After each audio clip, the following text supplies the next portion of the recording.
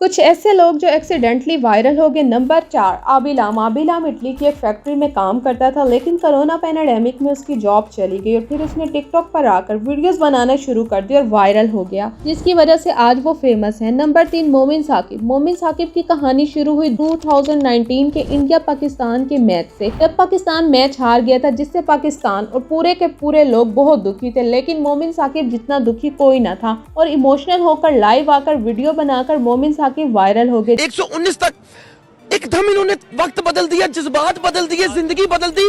119 पे इतनी अच्छी पार्टनरशिप चली। ओ भाई, मारो मुझे, मारो मारो मुझे, मारो मारो।